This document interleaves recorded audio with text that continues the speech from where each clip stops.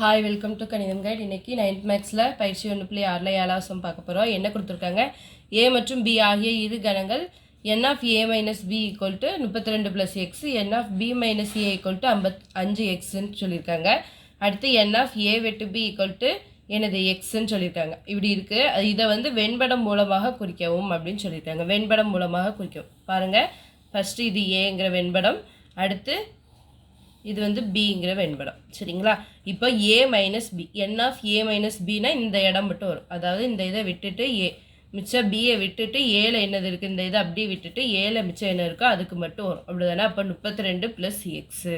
அப்போ B minus ஏன்னா இந்த படம் இதை விட்டுட்டு அப்படி இந்த பியில் உள்ளது மட்டும். அப்போ இது வந்து 5x. ரெண்டுக்கு பொதுவாக உள்ளது என்னது கொடுத்துருக்காங்க? எக்ஸு. சரியா? இப்போது நம்மளுக்கு என்னது கேட்டிருக்காங்க? N of A equal to n of B அப்படின்னா எக்ஸோட மதிப்பை கண்டுபிடிங்கன்னு சொல்லியிருக்காங்க. நம்மளுக்கு வந்து என் ஆஃப் ஏ வேணும். அப்படி தானே? என் ஆஃப் ஏ இது வந்து மொத்தம் ஏ மட்டும்தான், ஏ மைனஸ் பி தான்.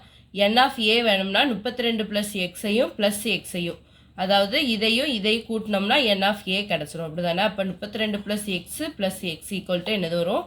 32 ப்ளஸ் என்ன வரும்? 2x. சரிங்களா?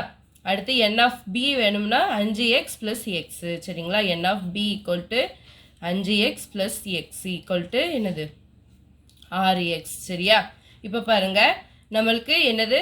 N of A equal to n of B அப்படின்னு கொஸ்டின்லேயே கொடுத்துருக்காங்க. சரிங்களா? அப்போ n of A equal to n of பின்னு எடுத்துக்கோங்க.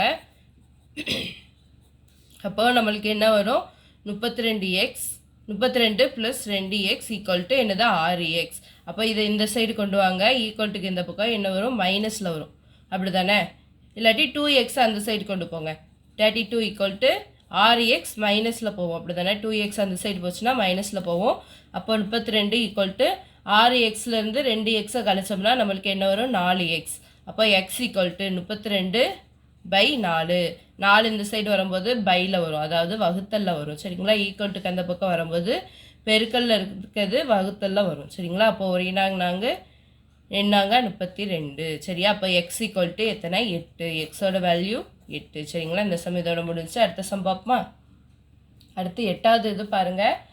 என்ன கொடுத்துருக்காங்க? 500 மகிழுந்து உரிமையாளர்கள், அதாவது பஸ் வச்சுருக்கிறவங்க 500 பேர் வந்து 400 பேர் வந்து ஏயையோ 200 பேர் வந்து பிஏயோ வச்சுருக்காங்கன்னு சொல்லியிருக்காங்க. சரிங்களா?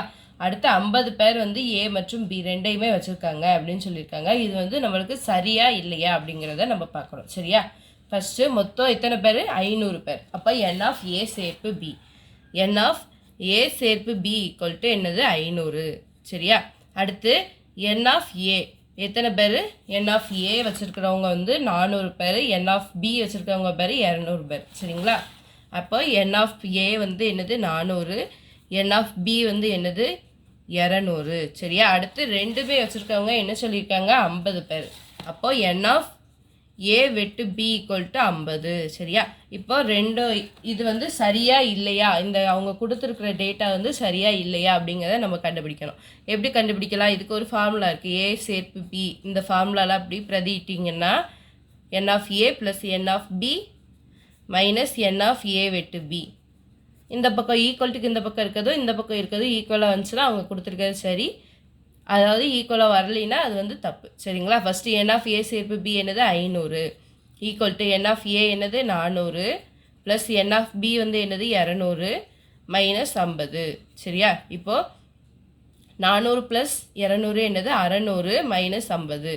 இங்கே 500 ஈக்குவல் டு 600லேருந்து 50 கழிச்சா என்னது? 550. சரியா? இப்போ பாருங்கள், இது ரெண்டுமே ஈக்குவலாக வரல. அப்படி தானே? அப்போ நாட் ஈக்குவல்ட்டில் வந்திருக்கு. அப்படி தானே? அப்போது நம்மளுக்கு கொடுத்துருக்கிற இது வந்து என்னது? தப்பு. சரிங்களா? அப்போது எனவே